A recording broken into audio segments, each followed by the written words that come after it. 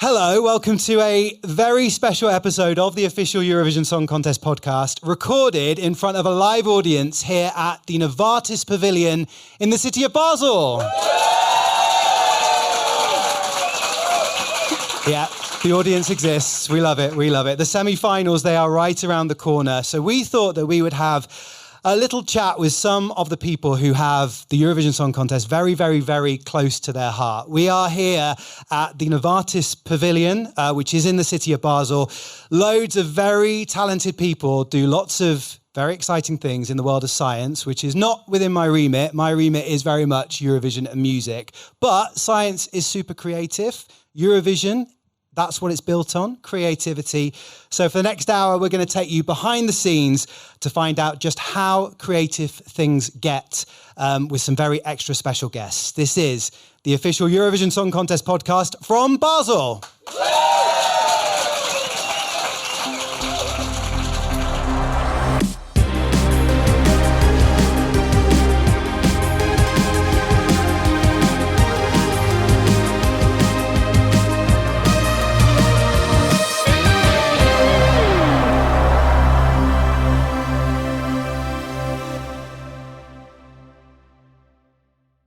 So my first two guests have both been on the podcast before, and I'm delighted to welcome them back. First up, you make some really nice friends at Eurovision, and this person is exactly that. She represented Austria back in 2023. She was part of the iconic duo, Teya and Selena, with the iconic song, Who the Hell is Edgar? But this year, she is the creative producer and director for the Austrian entry, JJ. It is Teya. Hello. And the guy next to her has a very, very interesting story. So he won the Junior Eurovision Song Contest back in 2009 for the Netherlands with a song called Click Clack. But instead of going into a life of music and entertainment, he took his other passion, which was physics, and became a physicist and works at a university in Switzerland, this is his words, working on a renewable resource that will hopefully power us into the future. So essentially from Eurovision star to saving the planet, potentially. This is Ralf Mackenbach. Right. Hey, Ralf. So, Teya, let's start with you. Are you having fun with JJ this year? Yes, so much fun. Are you finding more pressure being part of the production team or being the artist? A lot more pressure as the production team. Really? Yes, because when you're the artist, you're on stage, you can control what happens. And when you're backstage and you can just pray that everything goes well, it's very, very nerve-wracking. So the first thing I did after JJ's first live performance, which was at a pre-party in Amsterdam, first thing I did was apologize to my manager and be like, I now know how you feel. I'm so sorry that you went through all of those nerves and everything. So yeah, it's a lot more pressure. JJ is so much fun though. It must be so nice to have an artist that is, first of all, mega talented. He's an opera star, but also he's got a personality in bucket loads. Yes, yeah, he is the perfect artist to work with. I feel like it's definitely awesome. I'm very lucky to work with such a well-rounded artist, as you said, for the first time being, a creative director, writing the song and doing the creative vision and stuff, because he's very easy. He likes everything. So anything that I'm like, oh, what about this? What about this? He's like, yes.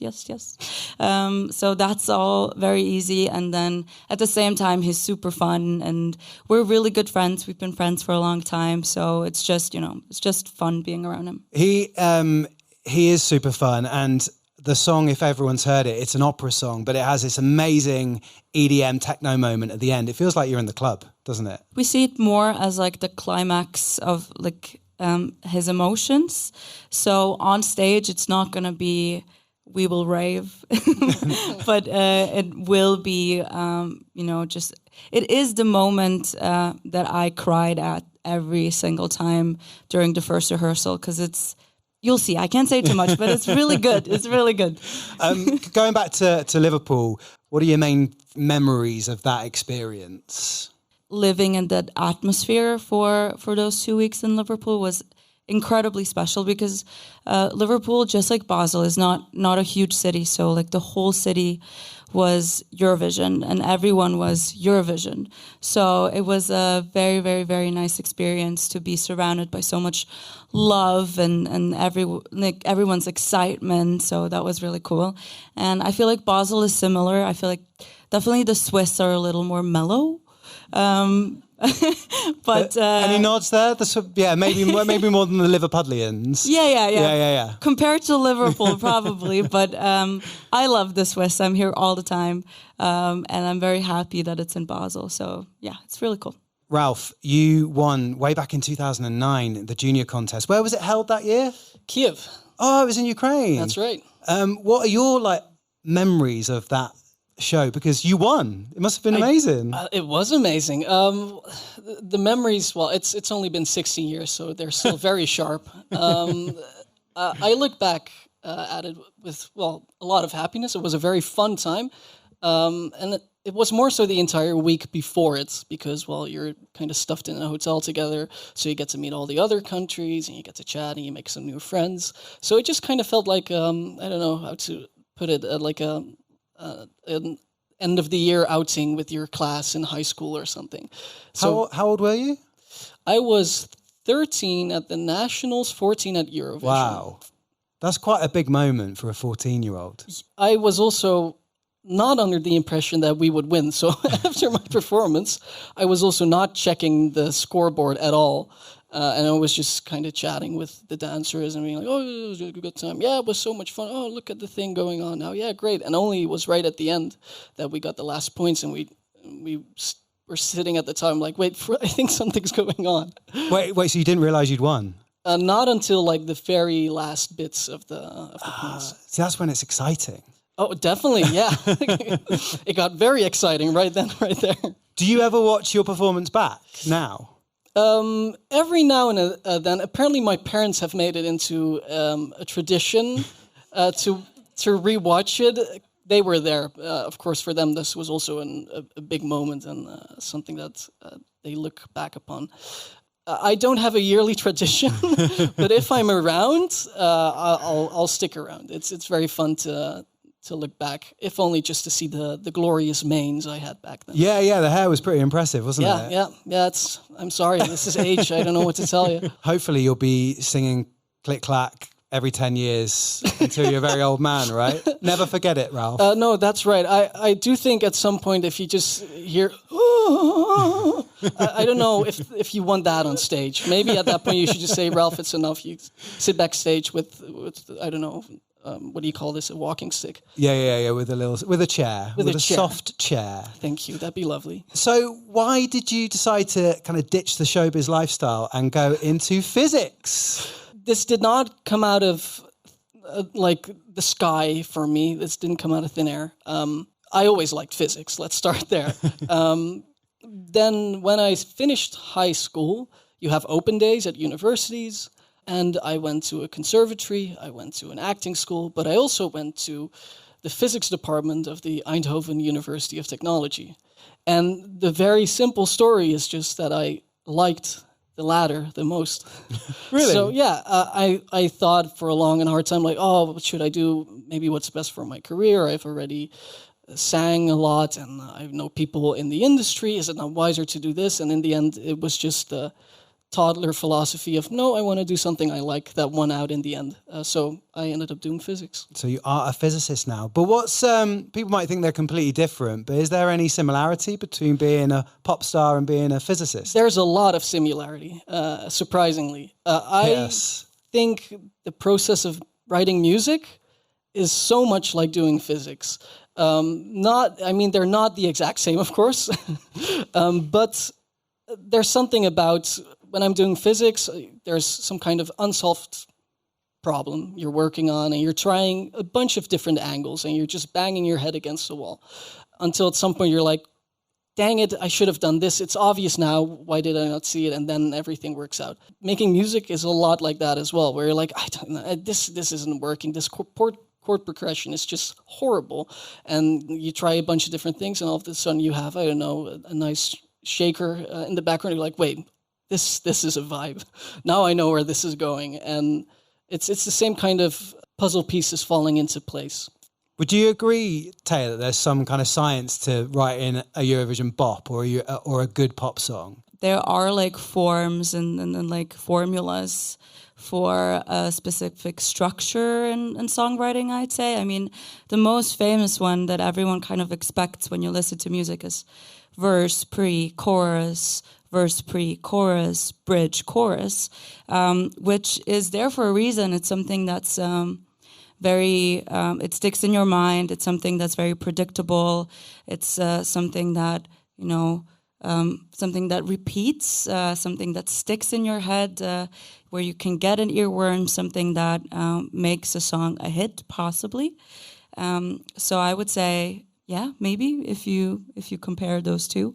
To me, creativity is generally something that's all around us. I could maybe compare it in that way, that like getting an idea for something, where you have to be open to it. Creativity and ideas, they're like, just floating around in the universe, and you're the vessel for it. So you have to be open to it, and you have to have some kind of open mind for it to go through you and for it to find its purpose. And if you're not going to do it, somebody else is going to do it. That's why we have stuff like patents and stuff like that, because people are going to, have the same ideas at some point because they're there. You just have to be the vessel for it. And I think that's what being a songwriter is as well, is something's in the air and you just have to be open enough to it. And whenever it's a good song, or maybe in your case, whenever you solve a good problem, that's when, it doesn't really feel like you did it yourself. It feels like it's something extraterrestrial or something that just happened, science, whatever you want to call it. We were talking to JJ, you were there, Teya, and he said that when you got Wasted Love down, the final version, you went, you guys don't understand it. This is a Eurovision song. This is like, we've got 10 out of 10. This is what it is.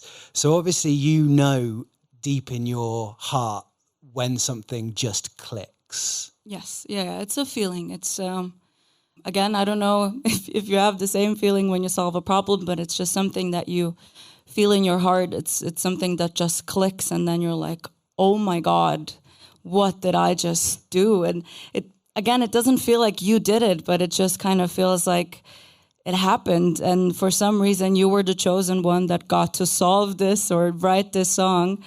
And for me, it was, immediate. Like when I heard the finished song, we were in the studio for 12 hours and we went home at like 1:30 a.m. And when we listened to it at 1 a.m, I was like, guys, this is a top 5 Eurovision track. Like I was so sure of it. And it's something so insane to say because the song hasn't been chosen.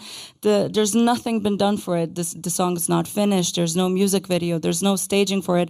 All factors that factor in it being a top 5 Eurovision track. But I don't know, I just knew. And because I had that feeling, I did everything in my power for it to come to this point where we are actually in the top 5 for the odds. Yeah. I don't know. Maybe it all influences each other, but it starts with being open, and it starts with an idea, and it starts with a feeling, and then you have to be the one that pushes through. And also, Teya knew about this last year as well, because you heard The Code by Nemo, because you're friends with Nemo, before that was released. Did you have the same vibe with The Code as well? Immediately, yes. Yeah. I was at a songwriting camp, and I was called into the studio because my manager organizes the camp, and he was like, come, like, you need to hear this. And I was like, oh, this is going to be good. So when I went in there, they initially called me to do backing vocals because they needed a choir, so we did that. But first they showed me the song, and after I heard it, I was immediately speechless, which never happens to me. As you can see, I talk a lot, and Steve has to like stop me from talking. But I was speechless, and the first thing I said, this is winning Eurovision, and then it did. And it did. And it did. You're like the gospel on Eurovision right now. I'm the crystal ball. The crystal ball, that's it. What are some of the songs at Eurovision that you've thought have had the whole package, Teya, in the past, as a fan? One of my favorites is Hold Me Closer, Cornelia Jacobs. Because it's incredibly well written, as in you don't really, when you listen to it, you don't really view it as a song in parts, but as a whole.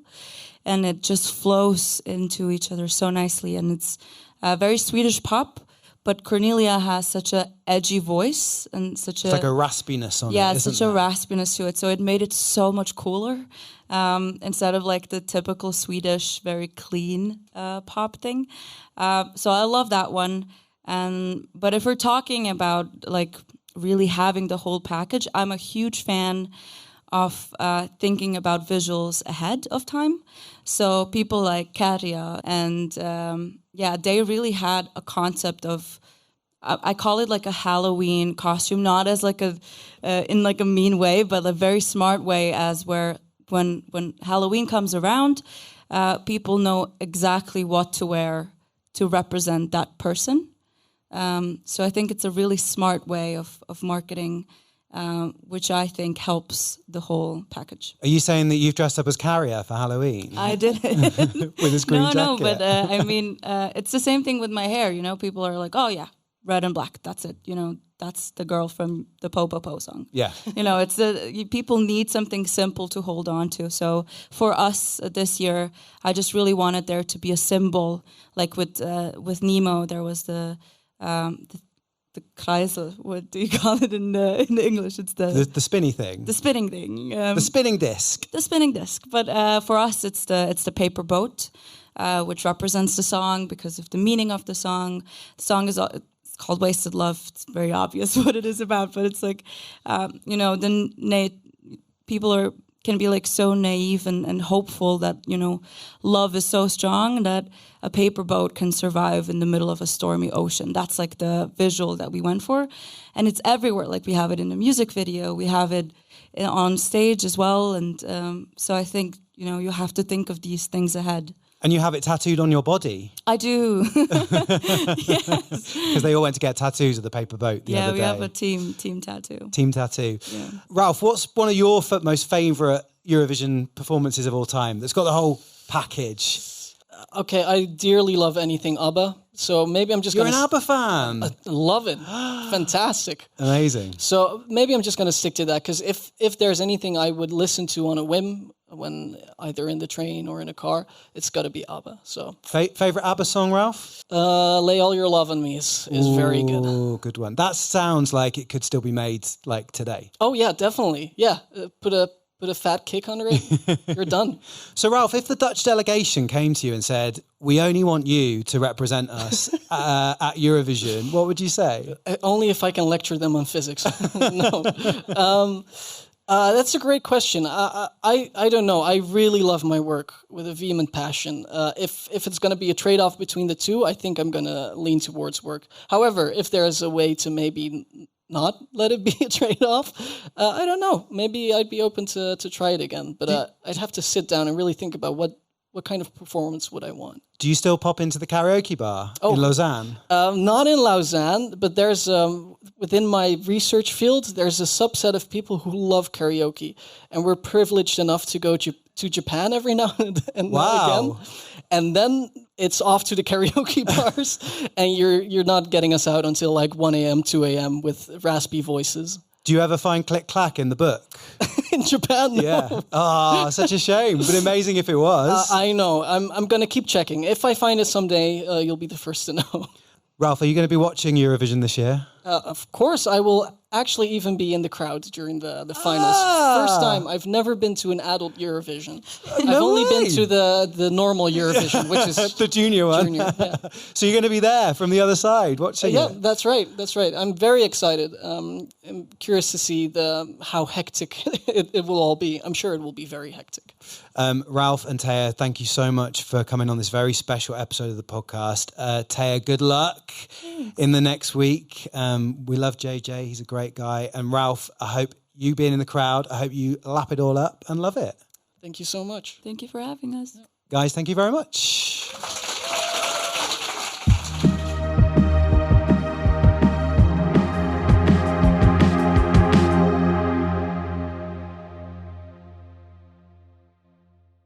Welcome back to the official Eurovision Song Contest podcast live in Basel.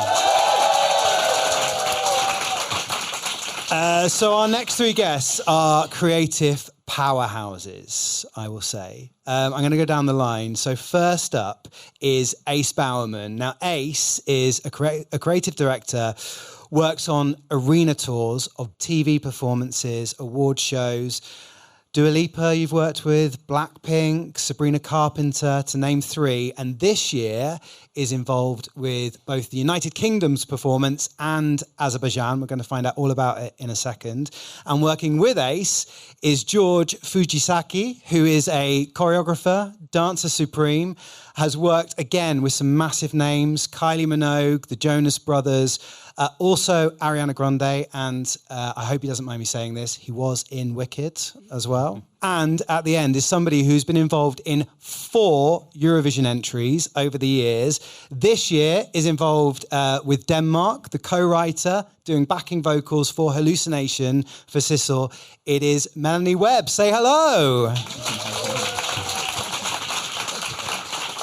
Ace, we'll start with you. This is your first Eurovision. How are you finding it? Amazing, overwhelming, I think is the best way to put it. It has been amazing, it has been intense, it has been every emotion wrapped into one. Did you always watch it as a kid? Yes. I didn't want to tell any of my delegations, but as soon as I got the phone call, I was like, this is my dream come true. I'm a massive, massive Eurovision fan. What was the first winner that you remember? For me, the biggest turning point was Conchita for me. I think that's when I realized the power of it, and that's when I realized like I truly got into it and saw it as more than just a TV special that the family watches every year, like the Queen's speech or something. Do you know what I mean?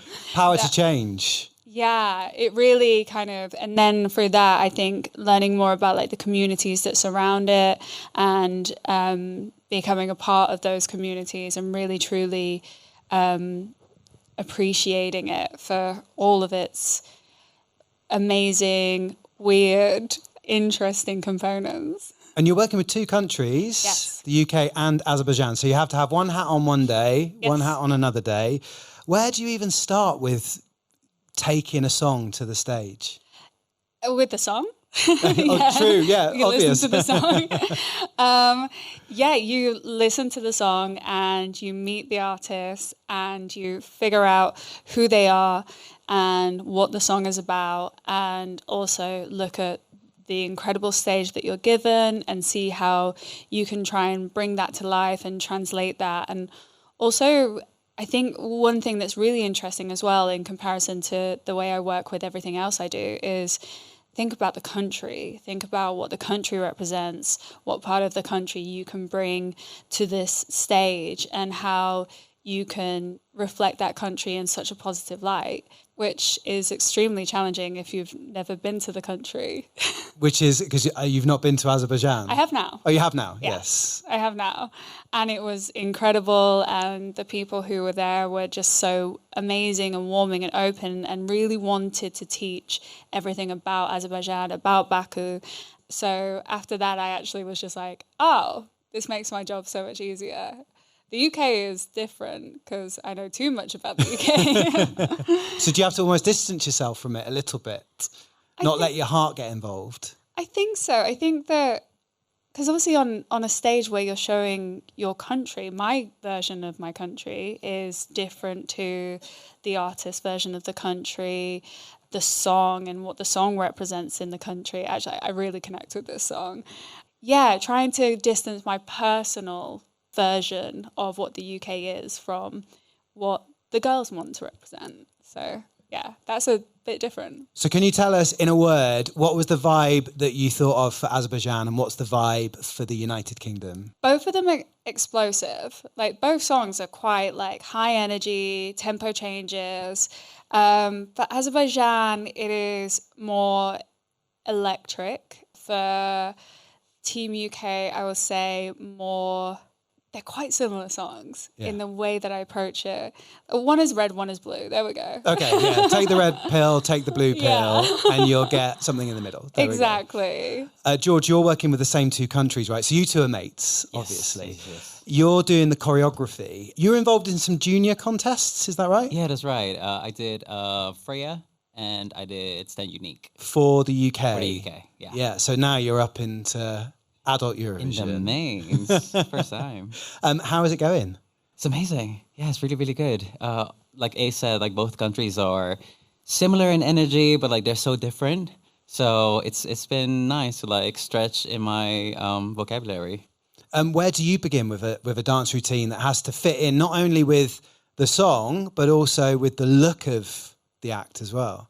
So for me, it starts with the creative, really. Like Ace had like two completely different creatives in my vision, and they were like both really outstanding. So it was like my job to, find a movement within it. And then from the creative, I kind of went into the song. Like, does the song ask for like massive choreography, or does it ask for like more of movement? So like it's putting the song on and like trying things on, like what comes out of my body.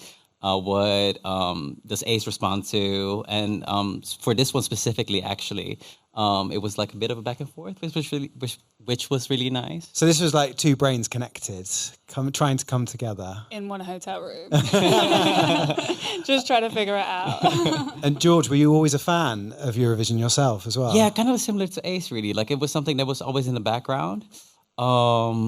And just like by watching it and like by things like really getting into the zeitgeist, like Chanel slow-mo, that have like really pulled me into it, being like, oh my God, like you could really create like a phenomenal performance that can really like break through just Eurovision bubble like into the world. Like that's what really pulled me into it. Yeah, I think when you think of choreo at Eurovision, you think Chanel slow-mo for Spain, you think Eleni Ferreira, Fuego for Cyprus. I did mention it in your intro. Do you mind if I ask? You must have had an amazing year being involved in Wicked. Yeah, it was phenomenal.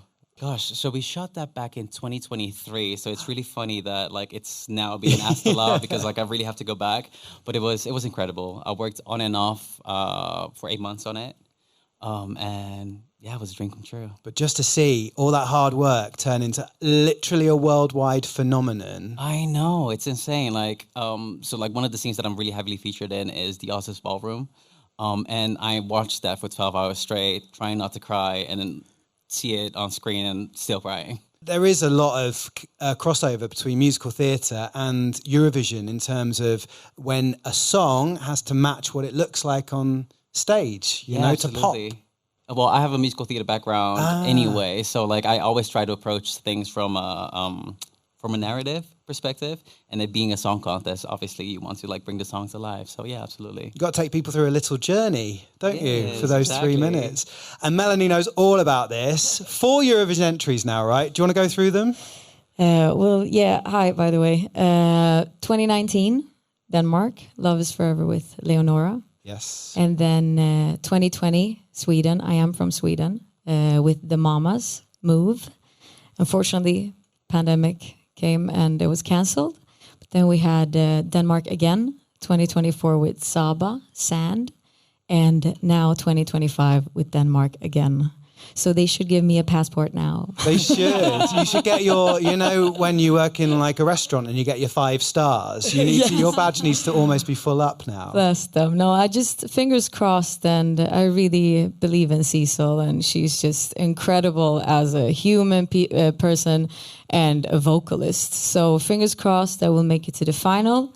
And whatever happens, I just hope she has the best time. She's one of the funniest people at this year's Eurovision. Incredibly funny. Like, you should see our chat as well. It's crazy. So, because you co-wrote the song. I did co-write this song. It was actually written at a writing camp where me, Linnea, Deb, and Marcus, a Danish songwriter as well, we were mentors at a writing camp where we encouraged new songwriters to write to Melodi Grand Prix and Eurovision. So we are more like executive writers on this song, where we went in. It was day 2, and I remember the room. We opened the door, and you could just feel the magic. And they had it, and there's something like you can see it in people's eyes. It's just the glitter. And then Sissal started singing the chorus, and we were like, wow, this is good. And we went through the lyrics and the arrangement, melodies and everything. And then me and Linnea did the backing vocals on it as well. And so it's been a very fun process. And you're going to be part of the song this year. You are the backing vocalist for it. Yes, they called me a week ago. You only got the call a week ago that you were coming? No way. No, I was supposed to be in Sweden, and Wednesday last week I had a text, and Friday it was confirmed. So I don't know what I'm wearing, and I need to find some clothes and stuff for green room. You've got, I can't believe that, a week's notice to come to Eurovision. Yes, and I like to organize things and plan stuff. And it's been like my family and my friends, I've been all over the place. But now I'm here, and I'm so proud of the team and everything. It's just fun to be a part of it like this again. You're locked in now. Yes, I am. Tell us your previous experience, like any funny stories from your Eurovisions gone by. What was your first one like? My first one was, it was beautiful, because I remember when we wrote the song, it was in Mallorca, and then Lisa Kable, one of the writers, along with Emile, I remember I went into the room and she sat with her MIDI keyboard. Such a rock star woman. She has been in the industry for so long. And then she played like the do-do-do-do-do-do-do, and she had the Love's Forever, do-do-do, and I stopped her. I was like, Lisa, that's cheesy. And then I remember she looked at me and she was like, Melanie, I have no cheese limit. And that kind of made it for me when I was like, you know what am I doing? Let's just have fun. And then I just jumped on the verses and everything. And when the song was finished, we played it in the room and I sang the demo vocals. And as we heard before, you can just feel it in your stomach. Like it's just a magic. And we visualized seeing the audience singing to the song. And then like we snapped our fingers, and then we were at Eurovision hearing the audience singing the song. And that's just the beauty of what we do, that there are so many opinions in this industry beyond. But when you believe in yourself and you trust yourself and it actually works out, that's magic. If you, here's a question for you. In 2020, if it had gone ahead, do you think the Mamas would have won for Sweden? I think we would have been a top 5. We don't know what happened, but what I know is I think they would have spread a lot of joy. And I hope and believe that the song still did it, especially during those years. They were horrible. They were. So I just hope, and I believe in them. I believed in that song as well when we wrote it. Same feeling. Just saw them winning in my head, and just that gut feeling. And then all of a sudden I did backing vocals as well. And at Melodifestivalen that's like our entry contest. It's extremely big in Sweden. It's the biggest thing in Sweden. It is the biggest thing in Sweden. And I remember when we won, the production team, they were like, go up on stage, celebrate. And me and Patrick as well, Patrick Sean, one of my closest friends and colleague, we went up along with Strand, who also did backing vocals. And then I just looked to my right and I saw we have like a trophy, a songbird, and the girls were just standing there. They had the best time of their lives, and we did too, and they won, and it was just... They got their little moments. I mean, those moments are worth everything. And you've also been in the position where you've had a song qualify for the final, and you've had the heartache of not qualifying for the final. Yes. What's that like? It is different, of course, because there's much more joy when you go through. But I think the most important thing is just knowing that your artist did the best they could. And I kind of, in a weird way, when someone steps off the stage before the result and they look at you and they say, I had the best time, that's worth everything. Yeah. That's worth like what the odds say, the result, whatever, because when this contest is over, we're just going to have memories. yeah, I'd rather have the good ones and I have a good feeling inside than having a good result.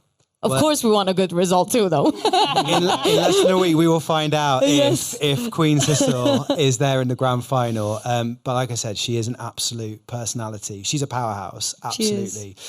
Ace, you've done stuff for arena tours and shows, and you've done TV performances. Yeah. Eurovision is a mix of the two, essentially. To do a stadium or an arena, you have to be really conscious that there are people in the room, and that's your audience. That's your primary audience. Obviously, now that we have social media and everything ends up on TikTok, you have to be conscious that it's going to live on past that. And then for TV, you have to be aware that your cameras are your primary audience. For this, it's kind of a combination of the two. And I think there's been a lot of criticism in the past where people don't look to the audience in the room, or they're not playing to cameras. So you have to find that really interesting mix of playing off the audience and also playing to cameras, making sure that you're conscious of all of that at once. And you have to rehearse it in a room that has no audience. So it's just dead vibes, and you have to be like, remember, there will be an audience. So yeah, I think that is the interesting combination. I think that there is nothing better than that live audience feeling, that instant feedback that gives life to the artist. Because when you are in a studio, it is camera people who have seen 1,000,001 performances. So they're just stood there waiting to go on their lunch break. So it can be a little bit dead vibes. What did you feel when you first stepped into the arena? Did you get a little chill down your spine? I don't want to say no. It has been in, like, do you know what? There is a little bit, and I think this is surprising, almost sadness, because the whole process has been so fun that when you step into the arena, you're like, oh, this is going to be over in a week. And so it's like, because obviously with the preparation, with everybody who's designed a stage, you get renders of the stage. Like, you feel like you're in this stage, and you get there and you're like, oh my God, here it is. But I think that there is that part of the process where actually when I stood there, I was like, oh, we're here. This means that soon we won't be here and it'll all be dismantled and we'll go about our business. So just trying to make the most of every second. Also, this is your first Eurovision. I warn you, it's quite addictive, isn't it, Melanie? Once you're in it. It is. See you next year. I hope so. Maybe we'll be working together. Hopefully. Well, here we go. See, that'd be something. Honestly, it's a place to collaborate and meet people and stuff. And George, you've had a little dip in with Junior, Tiny one, a tiny one, but still. What can you tell us all here some of the other things you've worked on as well in the past? A few movies. So I've been in Cinderella. I've done a few award shows recently with Sabrina Carpenter at the Brits. That was really fun. Oh, you were part of that performance? Yeah, I was one of the beef eaters. Yeah, amazing. Hat. Did you get to keep the hat? No. Oh, such a shame. I'm happy to give them back. They were so painful. Well, that's another thing. You've got to, when you're working on acts and the way it looks, the artists have to feel comfortable, right? If you can't give them too much to do because it could go wrong, you know? There's jeopardy. I mean, we like a bit of jeopardy, like Nemo with the code. You like a bit of jeopardy, but at the end of the day, they've got to feel comfortable, right? Mm-hmm. And have you felt that with the United Kingdom girls? The United Kingdom girls are professionals. They have all had lead roles in West End performances, and, you know, they are unbelievable. So to be honest, I think we could have taken them further and they would have just like stepped into it like it's nothing. I think with Azerbaijan, it's been a little bit different because they're a band. Yeah. They are not used to having specific movements. And we've got dancers as well. So it's thinking about 6 performers on that stage. The girls are just like ready to take off. They're like little pocket rockets. They're like, we'll do anything. We can do everything. So we'll do it. And it's like, okay, calm down.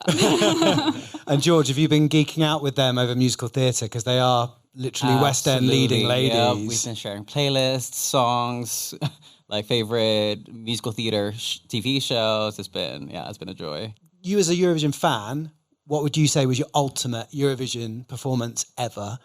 The perfection. Well, I'm gonna be honest. Like Chanel slow mo is perfection. Yeah. George is clapping. Ace is no, but backing. honestly, it's another level, and I think everyone felt it, and she just slays. it gives you goosebumps. Yes. If a performance gives you goosebumps, you know it's doing something right. Also, like when someone just wears confidence, amazing. Can't buy that. Nope. Part of you, isn't it? I'd like to say a big thank you to Melanie Wehbe, to Jorge Fujizaki, and to Ace Bowerman. Thank you so much. Thank you. Thank you, Steve. Thank you.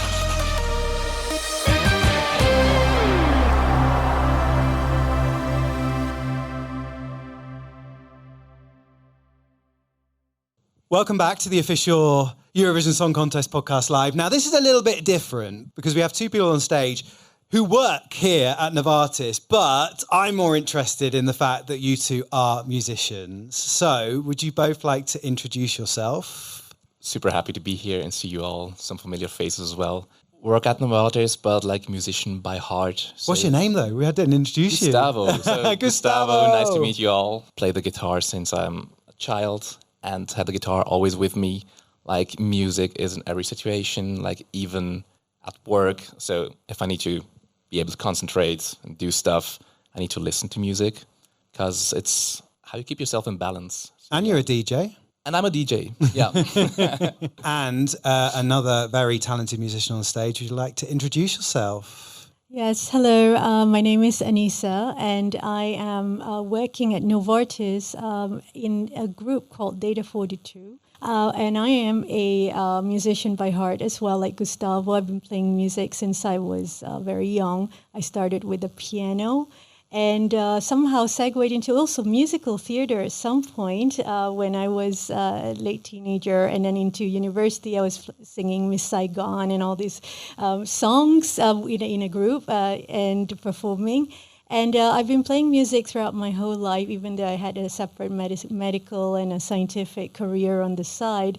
But really, then after the piano, I picked up the cello as well. And eventually, I've been composing all my life, but it never really went anywhere until I met my husband some years ago. And he's a professional singer-songwriter. And we started composing music together. And the connection was we were pretty much having musical camps, songwriting camps in our apartment all the time. So then we started really producing music much on a larger scale. If we were to have a Eurovision Song Contest here at Novartis, you two would take part in it, basically. And you are Eurovision fans, right, Gustavo? Of course we are. Of course. So, Gustavo, what's your ultimate Eurovision song?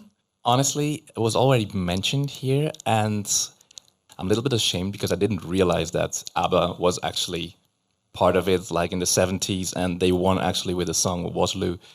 I was super amazed by that because that makes completely sense. And probably, yeah. So you didn't know that was part of Eurovision? I didn't know that at all. And I didn't know that that's how ABBA actually became ABBA. So I was super amazed. I was like, oh my God, I shouldn't mention this at all at the podcast. But Anissa, what about you? Have you got a favourite Eurovision song? The Common Linnets. They were from the Netherlands, and I forgot the song. I think it's Calm After the Storm. Calm After the Storm, 2014 it was. Oh, sorry, 2014, That's right. And it was amazing to me. I loved the vibe.